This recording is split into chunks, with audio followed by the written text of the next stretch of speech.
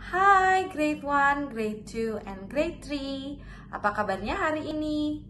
Miss Vindi harap semuanya sehat dan selalu bersuka cita.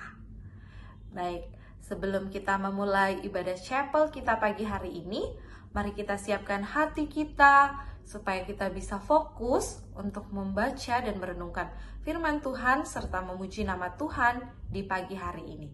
Semuanya siapkan hati, kita akan berdoa. Semuanya lipat tangan, tutup mata, kita berdoa meminta pertolongan Tuhan. Kita berdoa. Bapa yang baik, kami mengucap syukur Tuhan untuk hari yang baru yang Tuhan berikan kepada kami. Terima kasih Tuhan untuk kasih setiamu yang selalu kami rasakan dalam kehidupan kami. Kami bisa bangun pagi, kami bisa belajar, kami bisa sekolah. Itu semua karena anugerah Tuhan. Bukan karena kekuatan kami, tetapi hanya karena kasih dan anugerah Tuhan. Tuhan, terima kasih. Saat ini kami akan memuji dan memuliakan nama Tuhan, juga mendengarkan firman-Mu. Biarlah Tuhan yang tolong kami, supaya kami bisa beribadah dengan baik, bisa fokus Tuhan, sehingga kami bisa mengerti isi firman Tuhan yang akan disampaikan oleh Miss Leonie hari ini. Tuhan, ibadah ini kami mau serahkan ke dalam tangan pengasihan-Mu. Dalam nama-Mu kami sudah berdoa. Amin. Oke, kita sudah berdoa. Sekarang waktunya kita akan memuji dan memuliakan Tuhan. Miss Vindi minta semuanya berdiri. Mari kita nyanyikan satu pujian yang mengatakan kalau Tuhan kita itu sungguh luar biasa, sungguh besar. Oke, mari kita semuanya berdiri and let's sing My God is so great.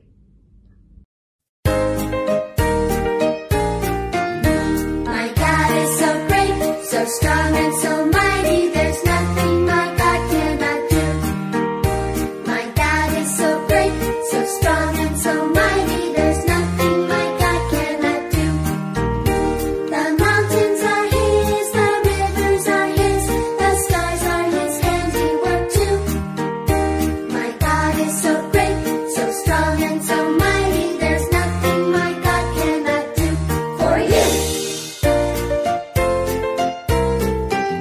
My God is so great, so strong and so mighty, there's nothing my God cannot do.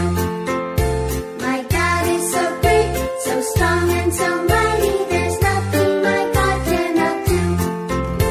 The mountains are His, the rivers are His, the stars are His handiwork too. My God is so great, so strong and so mighty, there's nothing my God cannot do for you.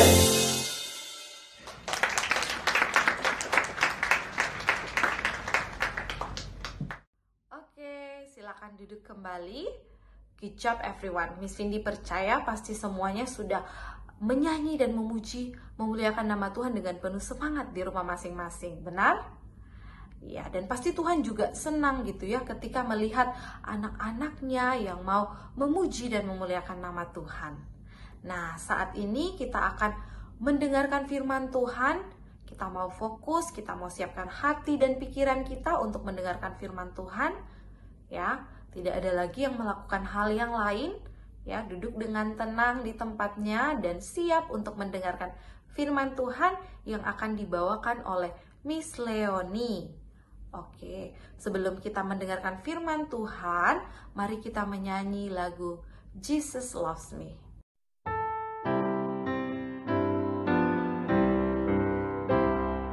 Jesus loves me, this I know, for the Bible tells me so.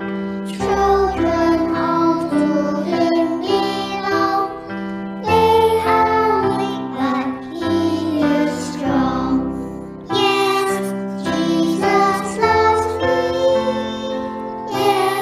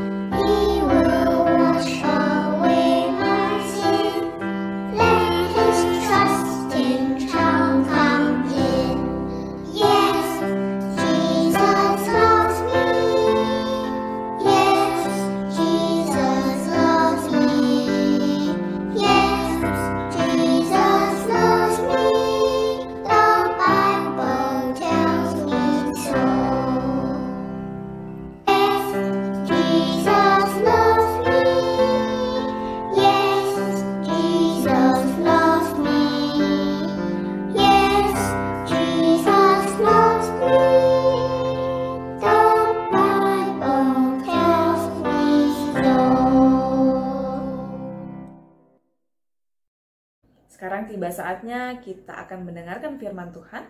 Maka dari itu kita akan berdoa terlebih dahulu. Mari kita satu di dalam doa. Selamat pagi Bapa, selamat pagi Yesus, selamat pagi Roh Kudus. Bapa, terima kasih buat penyertaan Tuhan sehingga kami saat ini masih boleh berkumpul bersama-sama walaupun masih secara online Tuhan. Dan Bapa, sebentar lagi kami akan mendengarkan sebagian daripada firman-Mu. Berkati setiap kami, berkati juga hamba yang akan menyampaikan firman-Mu. Biarlah apa yang hamba sampaikan ini semuanya sesuai dan seturut dengan kehendak-Mu. Inilah doa yang kami naikkan ke dalam tangan-Mu. Hanya di dalam nama Tuhan Yesus Kristus kami sudah berdoa dan mengucap syukur. Haleluya. Amin. Oke anak-anak, judul kita di chapel pada kali ini adalah alat pilihan bagiku untuk memberitakan namaku. Kita akan membaca bersama-sama di Kisah Para Rasul 9 ayat 15 sampai dengan ke-16. Anak-anak bisa membaca secara mandiri di rumah, dan Miss Leoni yang akan memimpin untuk membacakan ayat firman Tuhan. Di Kisah Para Rasul pasal yang ke-9 ayat yang ke-15 sampai dengan ke-16, demikianlah firman Tuhan. Tetapi firman Tuhan kepadanya, pergilah, sebab orang ini adalah alat pilihan bagiku untuk memberitakan namaku kepada bangsa-bangsa lain, serta raja-raja dan orang-orang Israel. Aku sendiri akan menunjukkan kepadanya betapa banyak penderitaan yang harus ia tanggung oleh karena namaku. Demikian firman Tuhan. Nah, sekarang kita mau melihat terlebih dahulu tentang latar belakang dari Saulus. Kalau kita lihat di sini judulnya di Kisah Para Rasul 9, di sana judulnya adalah Saulus bertobat. Ya, kita mau melihat dulu nih bagaimana kehidupan Saulus sebelum dia bertobat, ya. Di mana Saulus ini lahir di Tarsus, sebuah kota utama dari provinsi Kilkia yang terletak di sebelah timur Asia kecil. Dan Saulus itu tumbuh besar dan dia taat kepada hukum Taurat. Dia sudah diajarkan dari kecil gitu ya, bagaimana dia harus taat kepada hukum Taurat. Sehingga orang-orang di sekitarnya pun juga dia melihat bahwa oh, ternyata orang-orang di sekitarku ini juga sama nih, mereka juga taat kepada hukum Taurat. Sampai pada akhirnya Saulus tumbuh besar dan Saulus memimpin orang Yahudi.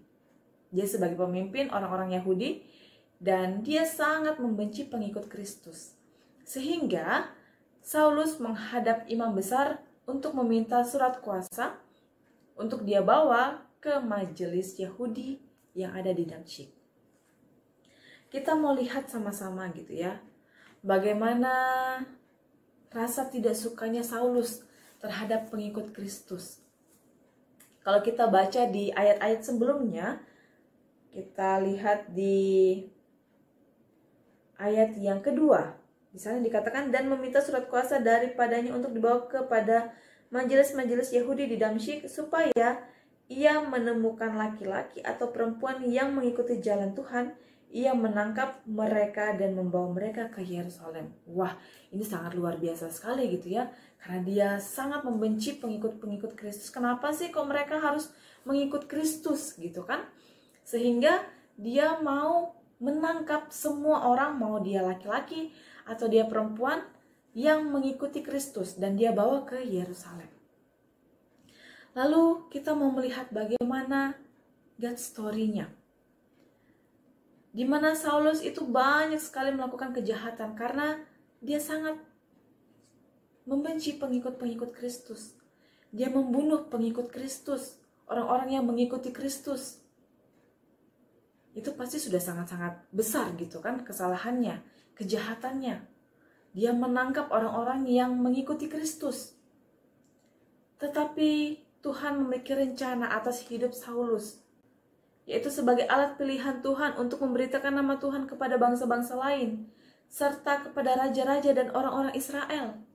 Dan sampai hari ini kita mengenal Paulus sebagai orang yang taat kepada Tuhan, yang tadinya dia memiliki masa lalu yang sangat-sangat kelam. Dia membenci pengikut Kristus. Dia tidak suka. Dia membunuh pengikut Kristus. Dia menangkap pengikut-pengikut Kristus. Tetapi kita bisa melihat bahwa Tuhan memiliki rencana atas hidup Saulus, yang pada akhirnya nama Saulus berubah menjadi Paulus, seperti yang kita kenal saat ini. Kita tahu bahwa setiap kita itu dijadikan Tuhan karena Tuhan memiliki rencana atas hidup kita. Kita tidak diciptakan semata-mata, oke, saya mau menciptakan manusia nih, gitu kan. Tetapi ada rencana yang Tuhan rancangkan untuk kehidupan kita. Lalu bagaimana dengan connect to Jesus-nya? Bagaimana hubungan dengan Tuhan? Yaitu Tuhan mengubah kehidupan Saulus seperti yang sudah dibahas sebelumnya, bahwa Saulus itu banyak sekali melakukan kejahatan. Yang mungkin secara manusia, wah dia tidak layak nih. Dia nggak perlu dimaafkan karena kejahatannya sudah sangat-sangat luar biasa.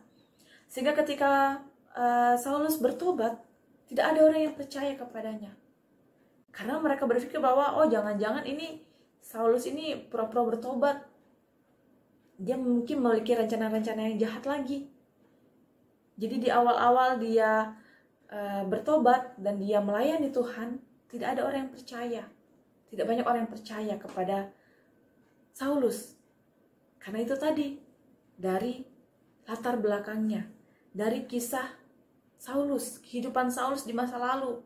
Mereka masih trauma dengan kehidupan Saulus, di mana dia membunuh, dia menangkap, dia memenjarakan orang-orang yang mengikuti Kristus. Tetapi Tuhan sangat luar biasa. Tuhan mengubah kehidupan Saulus yang tadinya melakukan kejahatan, sampai pada akhirnya dia melayani Tuhan. Nah, ketika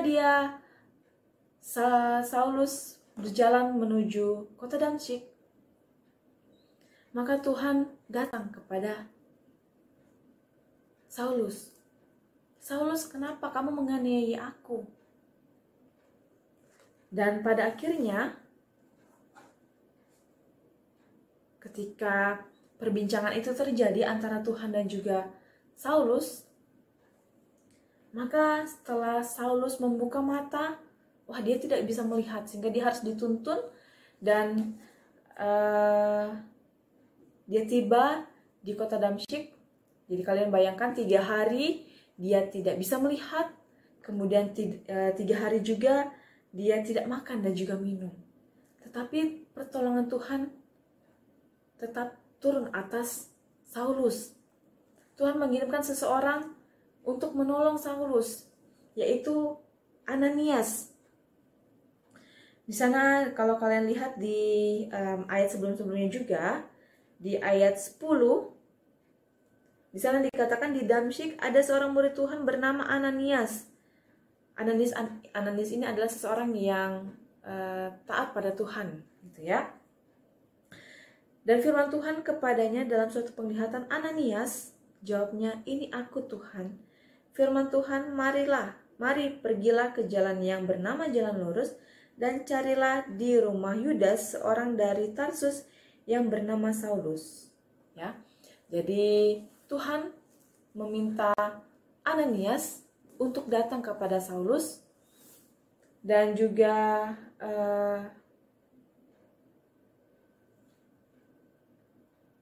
Tuhan meminta agar Ananias menumpangkan tangan ke atasnya supaya ia bisa dapat melihat kembali.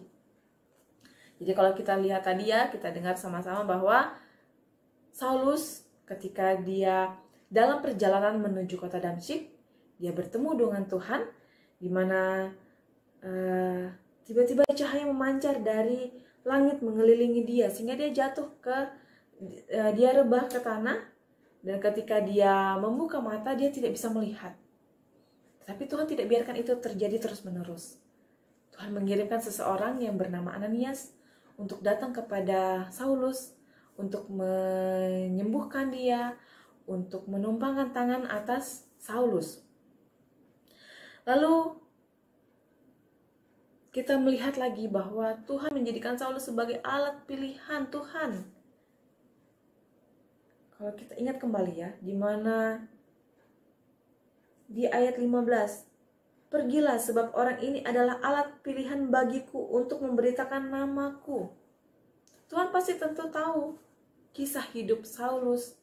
Tuhan tahu bagaimana perjalanan hidup Saulus, bagaimana Saulus sangat-sangat membenci pengikut Kristus. Tapi kenapa Tuhan memakai dia?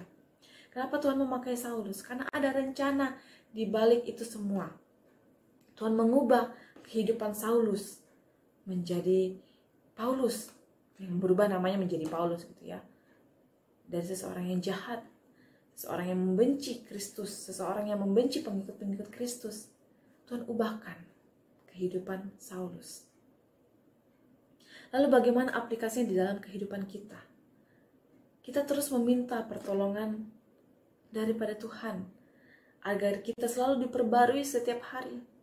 Kita sebagai manusia seringkali melakukan dosa, seringkali menyakiti hati Tuhan. Tapi anak-anak perlu ingat bahwa ketika kita datang kepada Tuhan, ketika kita memohon ampun kepada Tuhan, maka kita biarlah kita benar-benar memohon ampun kepada Tuhan, dan kita tidak melakukan kesalahan yang sama. Kita tidak mengulangi kesalahan kita. Demikian firman Tuhan pada pagi hari ini. Semoga kita bisa melaksanakan dalam kehidupan sehari-hari. Kita terus meminta pertolongan Tuhan agar kita selalu perbarui kehidupan kita ya. Oke, mari kita satu di dalam doa. Ya Bapak, terima kasih buat firman yang boleh kami dengar pada pagi hari ini Bapak, di mana kami diingatkan terus bahwa Tuhan tidak pernah melihat masa lalu kami. Tuhan tidak melihat segala yang kami lakukan Tuhan, tapi Tuhan melihat hati kami. Tuhan, kami mau datang, kami memohon ampun atas segala dosa yang sudah kami lakukan, yang seringkali menyakiti hati Tuhan. Tapi kami mau terus belajar, kami mau terus diperbarui Tuhan, agar kami semakin hari semakin serupa dengan Kristus. Bapa, inilah doa yang kami naikkan ke dalam tangan-Mu. Hanya di dalam nama Tuhan Yesus Kristus kami sudah berdoa. Haleluya. Amin.